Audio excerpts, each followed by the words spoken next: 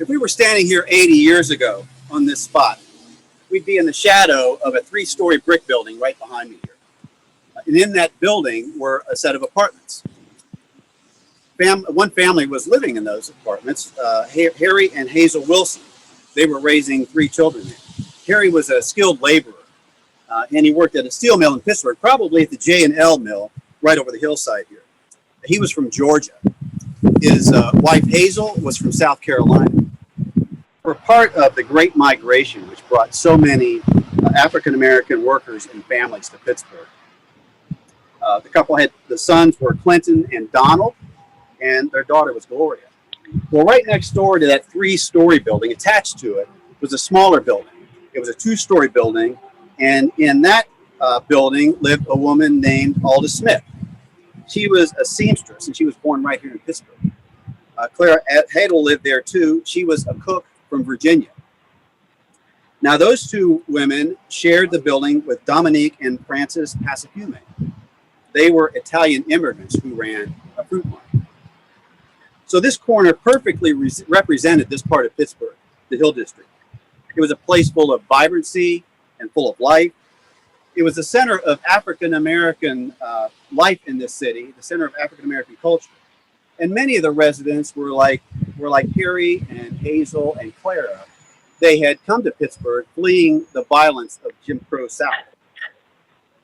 Others had come from Italy, Syria, Russia. There was a sizable Jewish population here. The Hill District was a fascinating place. And I often wonder about the people who lived here. You know, what were their lives like? What were their hopes and dreams? I wonder about Harry and Hazel. I wonder, what did they hope for their kids? What did they want their kids' lives to be? I wonder about Alda Smith. She was a 33-year-old single black woman in an unfamiliar northern city. What were her hopes and dreams? What about Dominique and Frances? What circumstances in Italy propelled them across an ocean to this city? Well, you won't find any of those answers if you read Pittsburgh's newspapers. Reporters in the city's largest papers, they never came up here. Editors never assigned stories about this place unless there was a deadly fire or a spectacular crime. For decades, newspapers in this city ignored blacks, ignored immigrants. When you read old newspapers, it's as if these communities didn't even exist. A few years ago, I did an extensive search in the Pittsburgh the PG photo archives. I was looking for photographs of African Americans in Pittsburgh prior to 1955. I found one picture. When the Hill District rose up in 1968, in the days after Martin Luther King Jr.'s assassination, reporters stayed on the edge, stayed on the periphery. They got their information from the authorities. And if you read the newspapers from that time, you'll find comments from police officials, the mayor, the head of the National Guard. You won't find any comments from the people who actually lived here. People who could have asked. They could have told reporters why people here were boiling over with rage and with frustration.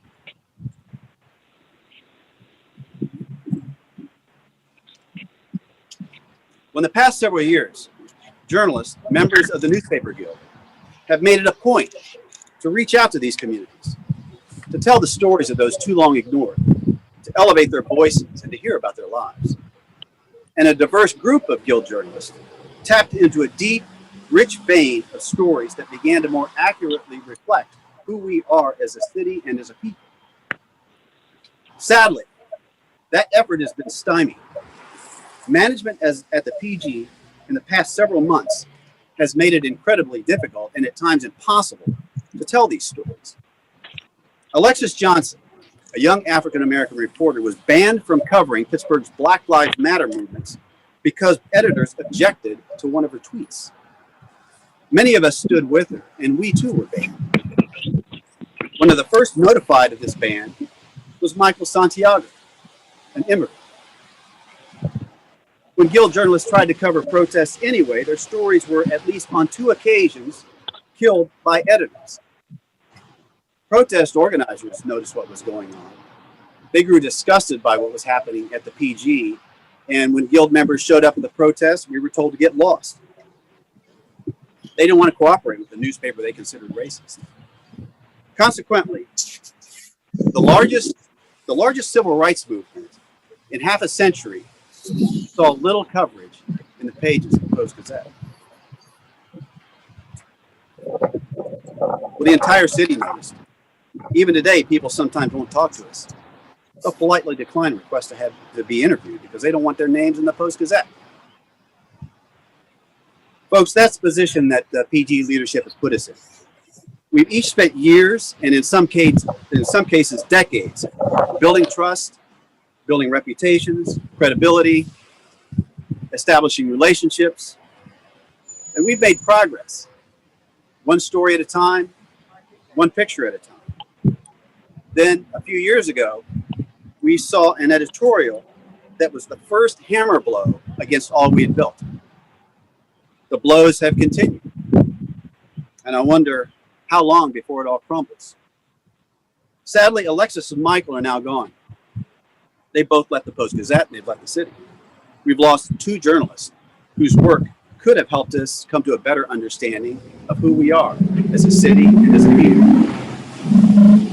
It's inexcusable to create a toxic newsroom environment for people of color.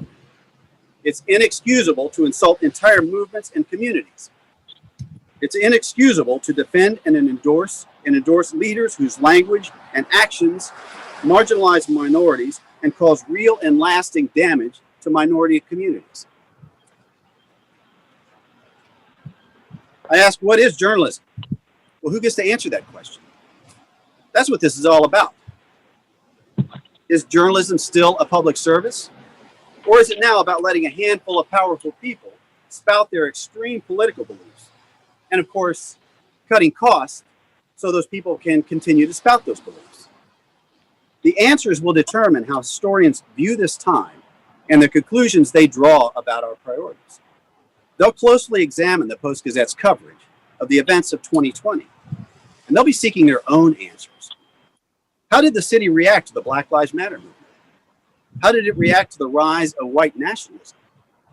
What voices did the PG raise in a moment of national reckoning? What images were seared into the readers' minds? Well, historians will be disappointed. They won't find raised voices. They won't find searing images. What they'll discover is a journalistic failure of historic proportions. That will be the PG's legacy. But we can change that.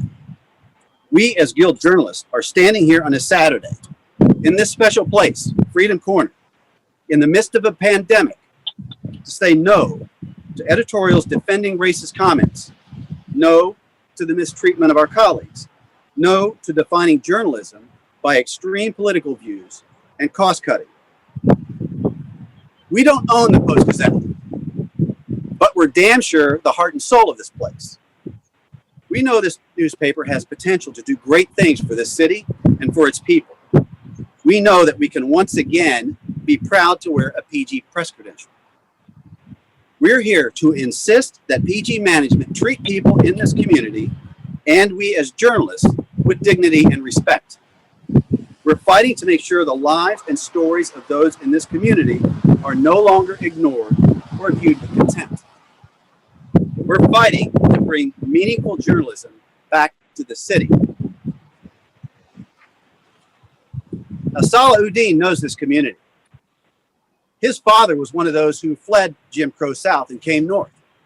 Sala grew up just a few hundred yards away over here on Fullerton Street, which is now a parking lot. Bulldoze just came in the 1950s, tore his family's house down, and he was forced to move to Bedford dwellings. In the mid 60s to late 60s, Sala spent several years as a civil rights worker in Mississippi. It was a dangerous time to be a young black activist in rural Holmes County. Less than a year before Sala arrived there, 3 young civil rights workers were murdered in nearby Philadelphia. Their bodies were buried in a dam. Sala learned from the residents of Holmes County to be tough, resilient, courageous. He brought those traits back to Pittsburgh. He established a drug treatment center that still exists right down the street here. He performed a lead role in his good friend August Wilson's first production of Jitney. I believe that's right, Sala. I can't list everything that Sala's been involved in, and we'd be here all day, and he wouldn't get to talk. But Sala served on city council, where he headed a committee that raised money for this very memorial. He now serves on the school board for the city of Pittsburgh. Fights for justice and equality have defined Sala's life. He's never wavered from that commitment. We're honored that he's here to give us his support.